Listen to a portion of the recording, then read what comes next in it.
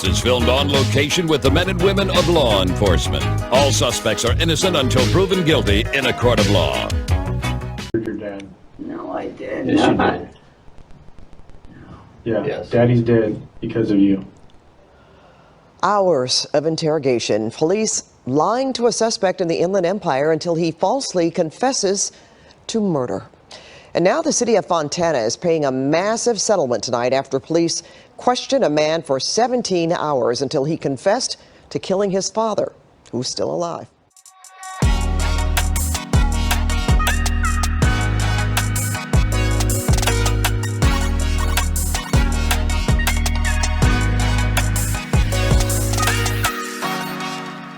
We've all heard horror stories about people's interaction with law enforcement, and those of us who survived Hurricane Katrina can remember the Danziger bridge shootings by law enforcement, which still haunts some of us even to this day. Hell, some have been so bad in recent history that it started a whole social movement in which a handful of beneficiaries now get to live in a $6 million mansion in California. Colors, a self-described Marxist, resigned from BLM last year after being called out for buying several homes. The new mansion in LA, says BLM, will serve as a studio for members.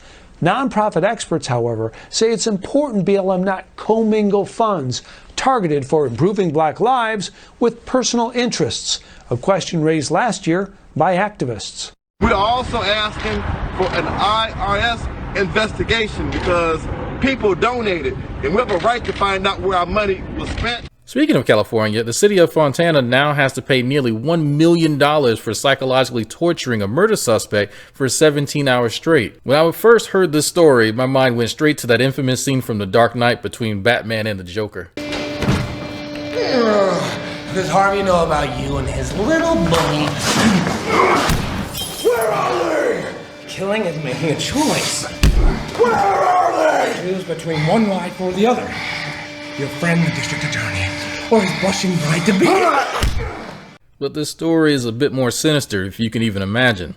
This guy's name is Thomas Perez Jr., and he was the one who initially called the police to report his 71-year-old father, Perez Sr., missing after he had gone for a walk with the dog around 10 p.m. Police then took Perez Jr. into custody and began questioning him as a part of standard protocol. The detectives told Perez Jr. that his father was indeed dead and that his body was, quote, wearing a toe tag in the morgue. They also said that they had evidence that Perez Jr. killed his father and that he should just admit it. Of course, Perez Jr. denied all the allegations, but the detectives allegedly told him that the human mind often tries to suppress troubling memories. But this was when things get really interesting. The investigators even threatened to have his pet Labrador retriever, Margosha, euthanized as a stray, and even brought the dog into the interrogation room so that he could say goodbye. One of the detectives told Perez Jr., okay, your dog's gone now, forget about it. Which is just insane. I'm sorry, but if you accuse me of killing my own parent and then threaten to kill my beloved pet, we're going to have an altercation. But this news just breaks Perez Jr. to the point that he has a mental breakdown and attempts to self-delete right there in the room. This was after he had asked for his depression medication, which was not provided. Video of the interrogation is fascinating and disturbing. An innocent man spends hours being grilled by police. When it's over, he's in the throes of a full mental breakdown. And under pressure, he lies to detectives about killing his own father.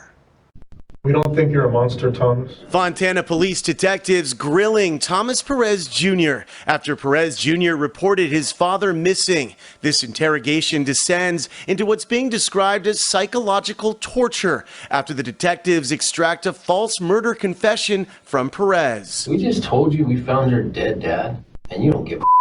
That detective is lying. Perez Sr. was not dead. But in this moment, Fontana detectives don't know where he is. Perez Jr. reported him missing after they had an argument. A search warrant was served at the family home. Perez Sr.'s wallet, cell phone, and even some bloodstains were discovered. A canine also alerted to the odor of possible human remains. Detectives unleash an unrelenting interrogation of Perez Jr. You murdered your dad. No, I did Yes, you not. did.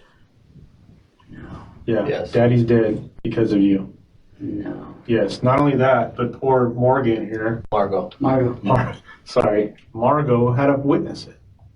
Yep. I walked through the blood. Yeah. No. Yeah. Yes. No. Yeah. The psychological effects of hours of grilling take their toll. Detectives keep pushing. Perez spirals further. Eventually, Perez Jr. makes a false confession to killing his father. It is these types of scenarios that create the animosity towards law enforcement and the criminal justice system as a whole. What chance does your average citizen have against a system that can abuse private citizens with near impunity? But the story gets better. Do you want to know the saddest part about this whole thing? It's that these highly trained and skilled law enforcement officers spent so much time and effort torturing the son that they missed the fact that the old man had simply gone to his girlfriend's house for the evening. After they broke Perez Jr.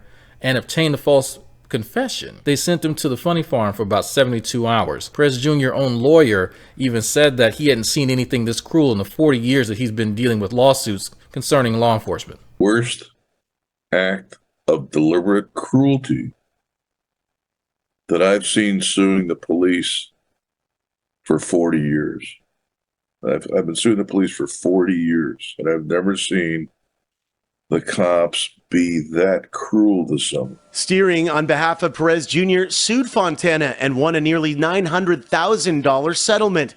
This all unfolded back in 2018, but the case was just finalized. I never thought that it was easy, maybe even possible, to get a completely innocent person confess to something like that.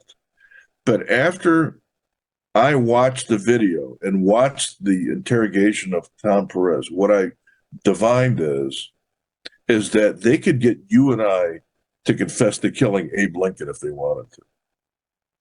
It's unbelievable. And they're not amateurs, and they know what they're doing, and they know how to do it. Steering says even after detectives learned Perez Sr. was alive, they did not tell Perez Jr. Instead, they had him held for mental distress. Once they learned this, instead of telling him that because of what they did to him, they 5150 him. They place him on a civil protective custody hold, have him taken to the mental hospital, and then they tell the hospital that he's in custody and that he can't have anybody contacting him. The judge in her summary offered a few statements that I think most of us could agree with. She's quoted as saying, "A reasonable jury could conclude that the detectives inflicted unconstitutional psychological torture on Perez." And she's also said that their tactics indisputably led to Perez's subjective confusion and disorientation to the point he falsely confessed to killing his father and even tried to take his own life. Now, I don't know about you, but $900,000 seems a bit low for this sort of thing, but how do you put a price on such an act? Perez Jr. and the taxpayers have to suffer for this mishap, yet police don't really seem to suffer many consequences for such an egregious act. Personally, I feel that if you have demonstrably poor judgment that can be shown on behalf of the law enforcement, that they should suffer some sort of wage garnishment. That way there's a clear penalty for crossing the line. I don't imagine this would ever become a permanent or feasible solution, however. But you tell me what you think. Am I off base, or do you agree that something has to be put into place as a deterrent for this type of behavior? I'm the Commentary King, and I'll see you around.